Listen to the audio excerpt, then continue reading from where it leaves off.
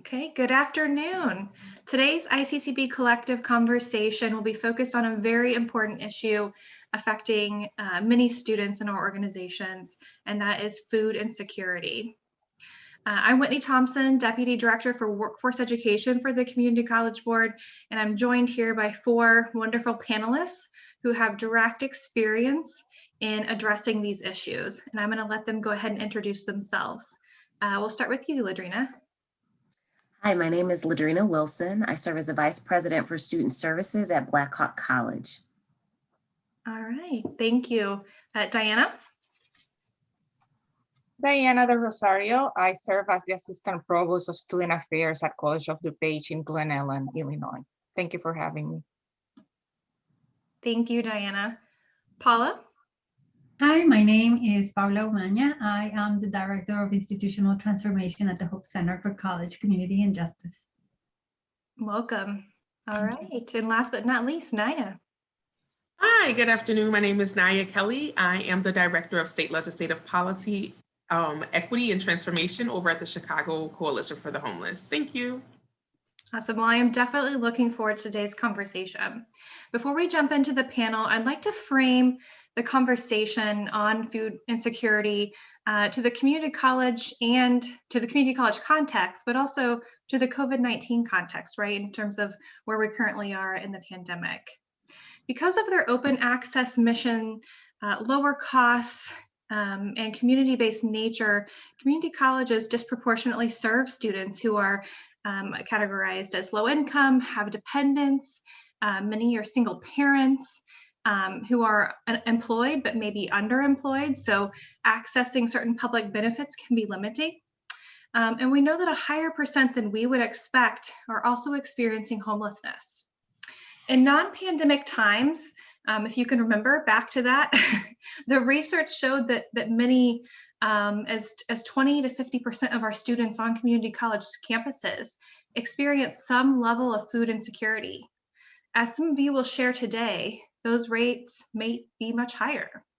And the purpose of this collective conversation is to really shed light on that issue, that particular problem, and share what effective practices are out there to help solve and address this issue. I know community colleges, in partnership with many advocacy organizations such as the Hope Center and the Chicago Coalition for the Homeless, have been really making an impact on this issue. All right, with that, I'd like to get started. So, Paula, we're going to start with you, representing the Hope Center and being able to share the national context. Yeah. So thank you, Whitney, and thank you, everyone, for being here. This is an issue that is no longer strange for all, right? If there is anything positive about the pandemic is that now we know it is real. Food insecurity is real. Housing insecurity is real.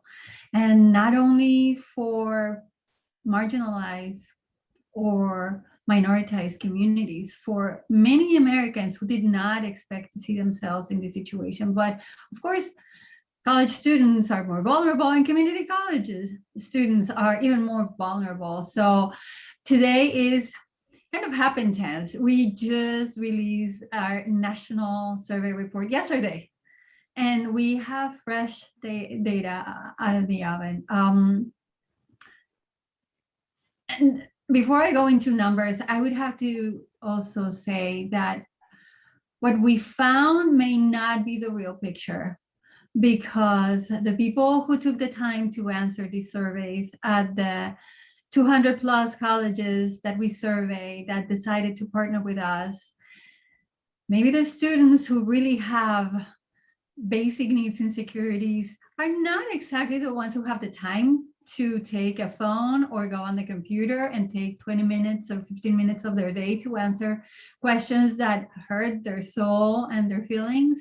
And so the situation may be worse than what we see. The other thing I want to say is that food insecurity is a result of the new economics of college.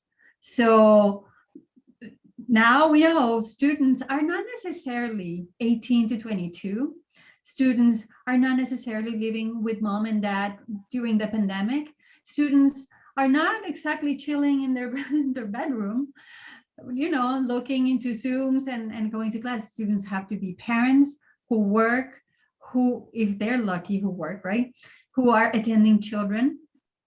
And they are trying to get by, trying to find resources. So I know that we're gonna go into this conversation in a bit, but I wanna frame that food insecurity is not isolated, that it goes along with housing insecurity and mental health and other basic needs that are triggering students' ability to successfully graduate and make it. So yeah, we released our findings and we found that 3 in 5 students in the nation are experiencing basic needs insecurities. That means that for community colleges around the nation, that number is around 39%, which is alarming because that means that these students are not eating nutritious food, are skipping meals to feed other members or pay bills or pay costs associated with education. We found that students are also unable to connect with supports and resources. And the reasons why they are not doing it is because they don't know that these supports are available. So it's not only that they're food insecure, is that beyond the food pantry, right? They don't know that food stamps, that SNAP can help them.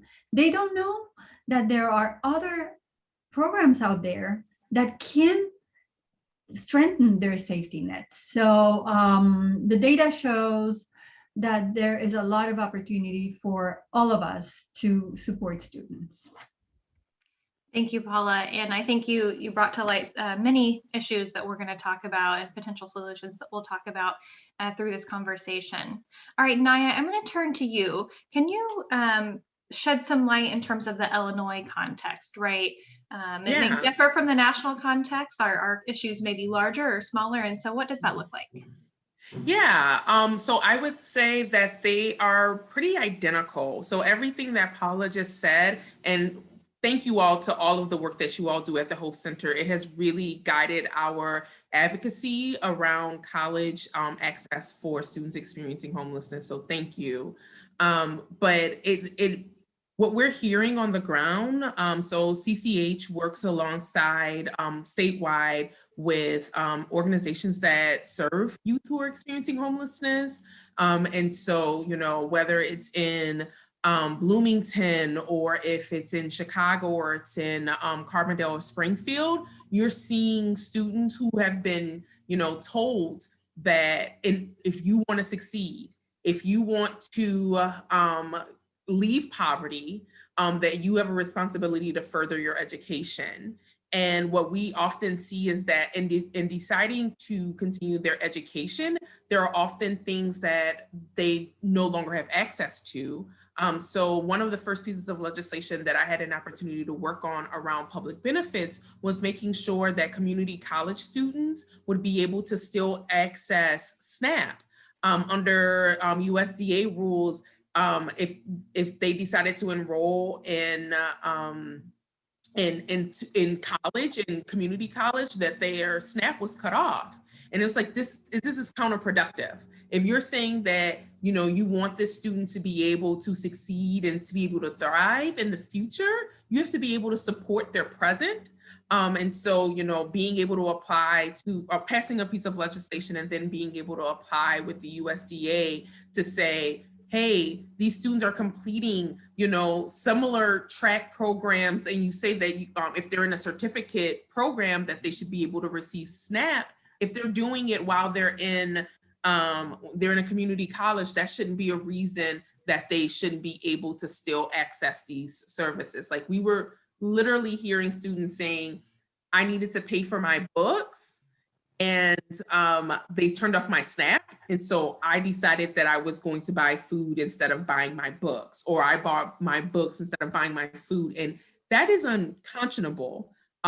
for someone to have to make those decisions. So what we're hearing on boots on the ground is very similar to what Paula just talked about in concern to the national numbers and like that quantitative information that we're hearing from people who are having lived experience. And it's like you said, it's not that, I think that people have this idea that anyone who goes to college is coming from this like white picket fence neighborhood and that they should just be able to buy ramen and they should be able to make it. And that's always the snapback when you're talking about, or the clapback when you're talking to legislators or you're talking to policymakers about this, is that when I was in college, I just got Spam and ramen and I made it. And why are these kids so sensitive? It's like, these people are actually like, they have families to take care of, and they're, you know, non-traditional students. And just because you made it on ramen and water,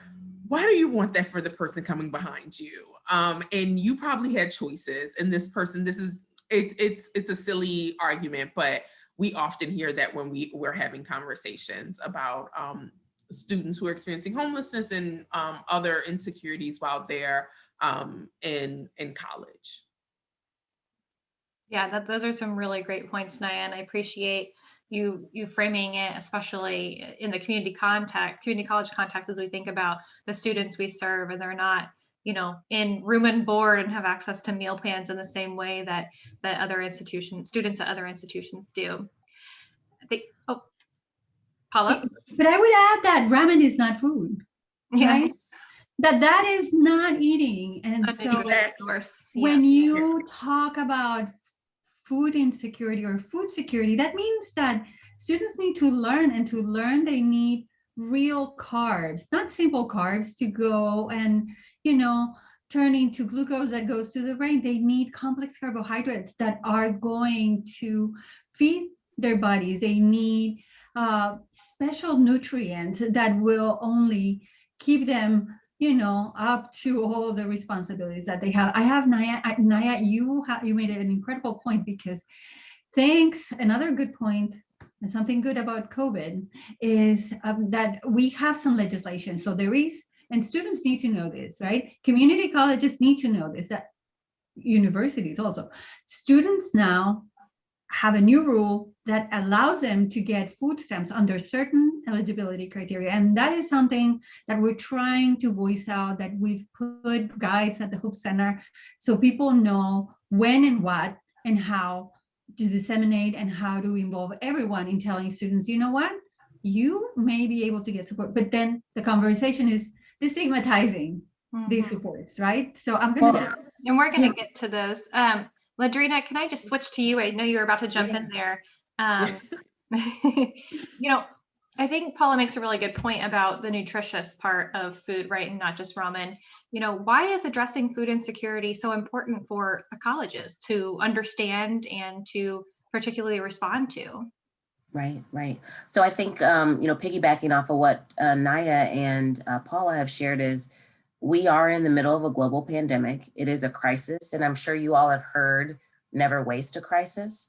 Well, so many people have had to use the services of a food bank or a food pantry, I think people are ripe and ready to understand the challenges that many other people around them face. They didn't realize it before, and now they're better able to put themselves in other people's shoes. And so we need to take this time to really acknowledge that this is not just a COVID situation. This has been a situation for quite some time. And as an open access institution, we serve the community. We serve all walks of life. We are not a selective admissions institution, right? And so it's not the most financially privileged. It is the people that you see around you when you're in Walmart or Target or going to the grocery store or the bank or wherever. And as diverse as your community is, that means there's going to be diverse needs. And so as a college, we want to be committed to not just getting students in the door, but getting them through the door and on to whatever's next. And so with that in mind, we have an obligation from my perspective to address what barriers lie there for a student, right? What that's within our circle of influence, to remove those barriers to help students get that much closer to self-determination. right? We know that we can't do everything for them, but certainly if there are barriers that we can address, we should. And so that's kind of my position in the context of food insecurity now, and even in the recent past, is people better can understand now, because there's people who normally wouldn't have had skin in the game. They would have been trying to put on their own experience and connect it to another person who's maybe not like them. LaDrina, you made some really good points there, especially as it relates to self-determination and thinking about Maslow's hierarchy of needs, and students can't really fulfill their learning, right, if they're hungry and not able to resolve some of those basic needs. So I appreciate that. Diana, I'm going to turn to you here quickly. How did College of DuPage identify food insecurity levels or needs? I think that's a challenge of colleges in determining, who are these students and how many of these students, right, that are experiencing this. And once you sort of identified the scope of the problem, what are some ways that you're addressing the issue? Yeah, that is a very good question. And we are using multiple ways of trying to identify who are the students who need it the most, who are the students who are affected. But through the pandemic, that has changed. It's been a very immediate learning curve and a change for us to see that what traditionally was students coming and requesting some support or some grab and go type of items because they were in need of supplementing their food. Now we found that there are students that their whole family actually needs food. And our population using our food pantry are more of the non-traditional population. We are assessing multiple ways. We are using an online form for students to self-identify and request food. And that allows them to select the type of items that they prefer. Going to a point that was made before, we know that we want quality food. We don't want our students to have to rely on peanut butter and spaghetti, which is, old school type of pantry. Locally at College of DuPage, we were able to also develop a integrated co-curricular partnership between academic and student affairs. And we have students in our horticulture program. We have biology faculty who are working to have a garden where we have produce, and we can provide that as part of our food support for students. But going back to the identifying students, so self-identifying through requesting the food in a way that we make it very seamless for them so that they don't feel that there's a lot of stigma associated with it. Also through our Center for Student Success, where we have a group of employees that we call navigators. The navigators meet with students when they enter the college. And as part of the assessment that they do of students who are entering, they ask what they may have faced in the last few weeks, any needs that they may have they experienced not having enough food, not having a place to live on a regular basis. So they have questions that are crafted in a very nice way to assess how students who are coming in the door may be encountering difficulties or challenges. And they can assess if these are things that are more of a situational poverty or more long-term type of needs to then do referrals. So we use a multi-pronged approach to be able to support our students and identify where we need to refer them. If we keep them in-house using the pantry, if we direct them to emergency funding, or do we connect them to SNAP or public agencies that may be able to provide additional support that we don't have at the institution. Thank you, Diana. LaDrina, I'd love to hear how Blackhawk College is addressing food insecurity on campus. So essentially, we assume that we kind of function from the premise that everybody needs it, right? And so I think that we're in a unique partnership with the Riverbend Food Pantry in our area. They're actually located on the Iowa side, but their geographical reach extends into Illinois. And actually, they just expanded to our more rural campus, which is in Galva, Illinois. We're located in Moline, Illinois. So we take the approach that we just assume everybody needs it. And so we invite everybody to take advantage of it. But that's because we have a food source that allows us to be able to do that. We have a partnership that allows us to be able to do that. But we also want to make sure that there's no stigma associated with it. So oftentimes we have our student athletes have acted as kind of like the anchor for our on-campus activities and trying to engage students around programming. Of course, there's other things that we do, but they're deeply engaged with our food pantry, where they work in the pantry. They invite people to come onto campus. Don't forget, we've got pantry on Wednesday. And so they're kind of like ambassadors to the food pantry. So a peer-to-peer approach. But certainly those students who have come up through advising or come up through, have identified need through Perkins, our Perkins program, we certainly direct those individuals on an individual basis. But we really just try to celebrate it like, hey, it's Wednesday, it's food pantry day, Hawks covered, so come and get what you need. And we work closely with the food pantry to be able, the food bank to be able to project what our needs are. And we have food with nutritional value. It is not where prior to COVID, they could shop as you would in the grocery store, because while I may like Lucky Charms, the next person might like Cinnamon Toast Crunch. And so we just have an approach that allows people to have dignity in the process. And it's, we do now still, we have a freezer and refrigerator. We have a grocery store essentially for students to be able to pick from. And so with COVID, we're doing a drive-through kind of situation. So they're not coming into the building. So we do some selection on their behalf, but certainly our frequent flyers who come to see us often, we know what they like and want, and we package it as such. Thank you so much for sharing that. The ICCB did a survey in the winter of 2019. And so we were able to identify some really innovative strategies that colleges are doing to help address these issues on campus and to help reduce the stigma, right? And as you said, LaDrina, celebrate access to proper food. And so, in terms of hours open, partnerships, like who leads on campus, it varies across the colleges. And so we really like these homegrown approaches, but then also thinking about partnerships. And so I'm gonna lean on you, Paula and Naya, as it relates to this question. What role can partnerships play for colleges in addressing this issue? And are there specific partners or resources colleges can tap into to again, address the student issue? So let's start with you, Paula, and then Naya. All right. I love this question because there are very innovative approaches with evidence that help colleges do their work in educating students while supporting students in meeting their basic needs.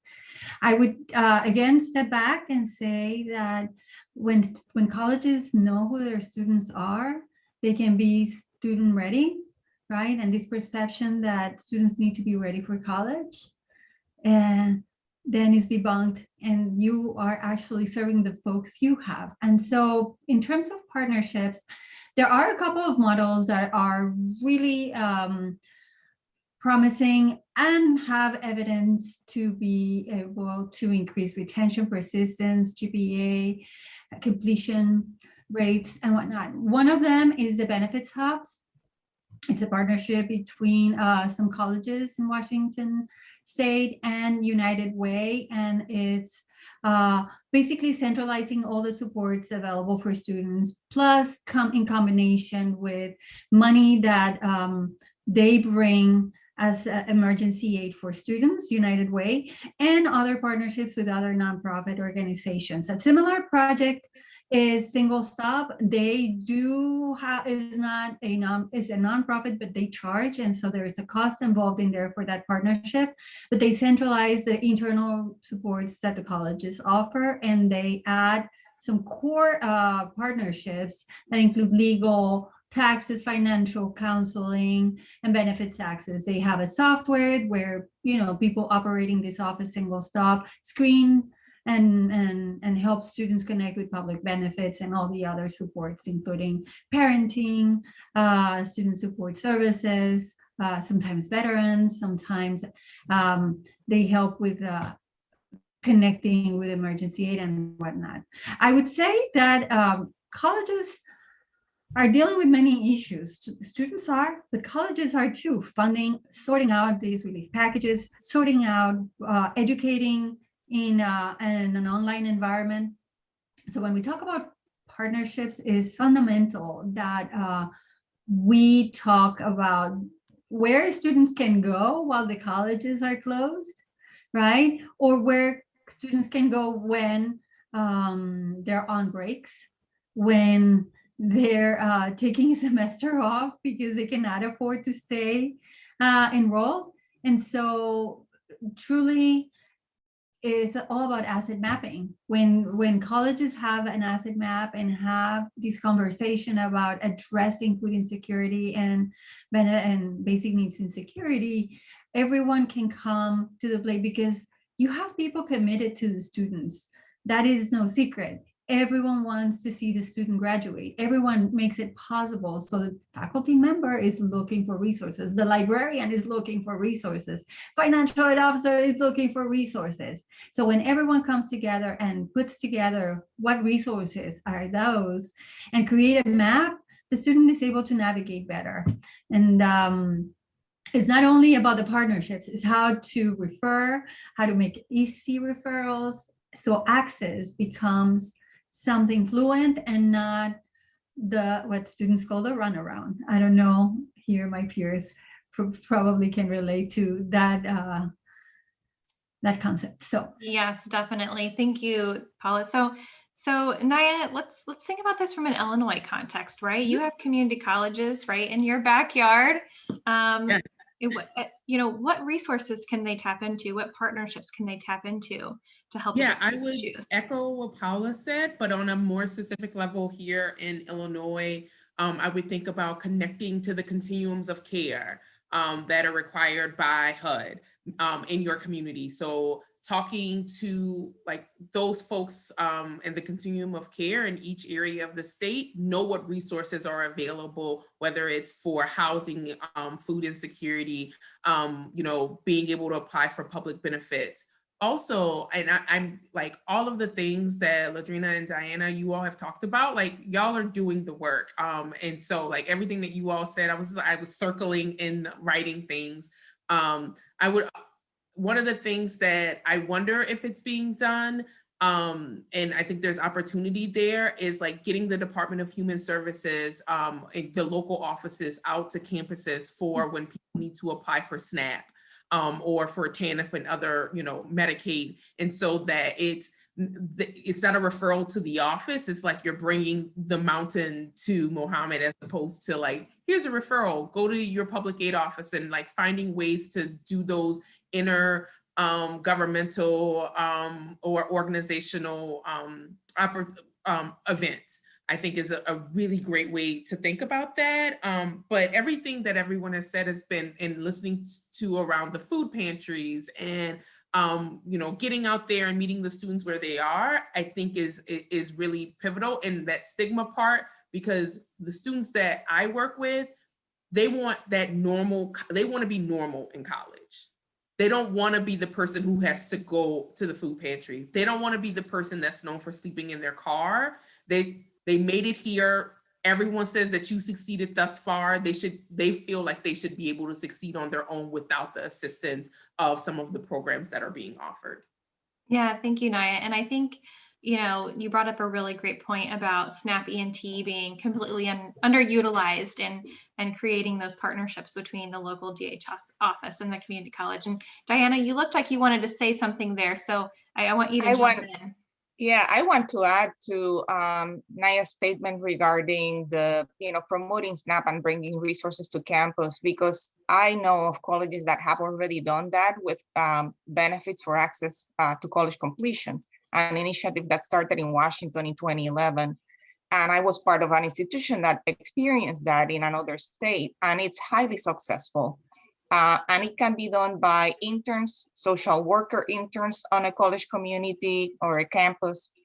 We're looking at doing that soon here at COD with adding interns to come and help students as a peer to complete the paperwork and the process. We're looking at expanding our footprint, because if you bring it on campus and you make it as a, here's another student, they have done this, they know how to do it, it's less intimidating.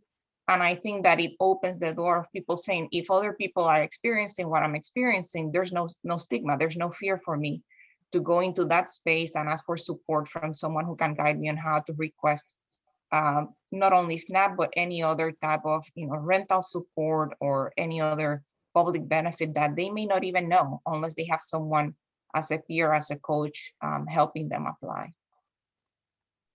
Thank you, Diana. LaDrina, I want to switch to you now, and we're closing in on our final questions here. Funding is often a challenge for community colleges, and so with all that Black Hawk College is doing to address these issues, what are some ways that you're institutionalizing your practices, and in what ways are you ensuring that they're sustainable? Right, so that's always a concern when you're considering adding on or expanding maybe a service or maintaining, as you're saying. But before I answer that, I want to make something very clear. I think Naya said that we're doing the work. I want to give all credit to my staff. I have a great team of people, and you probably already know that, but I just love to take an opportunity to acknowledge the boots on the ground. So Wendy Bach, Jen Holdorf, shout out. You guys are doing a fantastic job, and keep up the good work.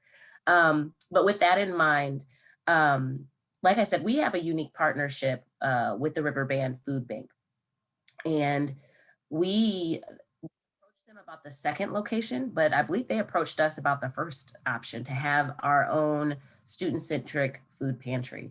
There are several that are in the community, and so our community is really has really dug into food insecurity and has leaned into that, and is now probably focusing more on housing insecurity.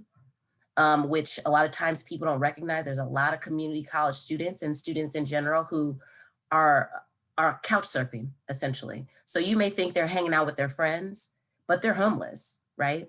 And so our community has some systemic efforts that we've benefited from, okay? So I want to make that very clear.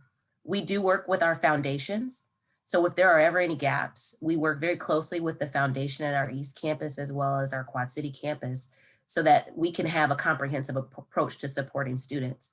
If a person cannot afford their food, there may be medications that they're not applying, that they're not taking on a regular basis. They may have housing issues. There's a number of other things that go into this, right? And so that's the type of approach. We use a referral, an internal referral process. I don't see our food pantry going away at any given moment. I can tell you right now, we have a dedicated United Way who has education as one of their pillars, and trying to make sure that there's a skilled workforce that's available. So we would use them as a funding source in the event that we would not be able to sustain the pantry because of our relationship dynamics changing. But I don't anticipate that being an issue anytime soon. We have another community foundation that is very, very interested in supporting education. And so we would go after grant funding, but we do have institutional funds through our foundation that they work to support us as needed. Thank you, LaDrina. Diana, how about College of DuPage? Very similar to Black Hawk, we are relying very heavily on our foundation being a strong partner. When they prioritize their strategic plan, food insecurity and emergency support became part of that plan. Many of our employees are actually donors to the foundation for those type of efforts. So that becomes a regular source of funding to be able to maintain always a significant amount of dollars coming that can be used to support our food pantry. And like LaDrina said, we're not expecting that food pantry to go away. It is just one of the many angles on how we support students. It will continue to be there. And like I mentioned, we're looking at expanding so that we can do more of the connection to resources, expand our partnership with academic affairs. I mentioned the garden. We have a partnership with culinary. They take the items from the garden and they're producing soups and salsa and marinara. So academically, we are also layering how we can benefit at the institutional level on creating fresh food items that can be delivered and packaged and be ready in that pantry. So it's creativity, is being resourceful, finding the right ways of securing funding that can help build upon what we have, so that it's always leveling up and not letting things slow down. Can I ask a question, Diana? Yes. You said your employees are supportive of your foundation's efforts around food insecurity or other insecurities that students may have. Do they donate? Do they try to donate to the food pantry? They do, and we have items that they can donate if they want to donate actual goods, but they also donate financially to the foundation, specifically for emergency funding and food insecurity. Right. I think we got to a point where we had so many people wanting to bring food in as well, in addition to those financial contributions, that it was like, okay, we gotta figure this out. We only have so much space. So the employees are very supportive of this, and it does take a community to keep your pantry going, right? So you have to have a community that's bought into it. Absolutely. Yeah, and I really appreciate those sentiments. I know that the energy and support around this is strong. I know that I've heard of some colleges that have automatic, a dollar amount or percentage taking out of their paychecks, and that's the way that the institution has, of course, if it's voluntary, but has institutionalized that process. But the colleges have been so innovative in addressing these issues and supporting our students. All right, so we are at time. I do want to open it up if there's any last comments before I close this out. If I can, Yeah.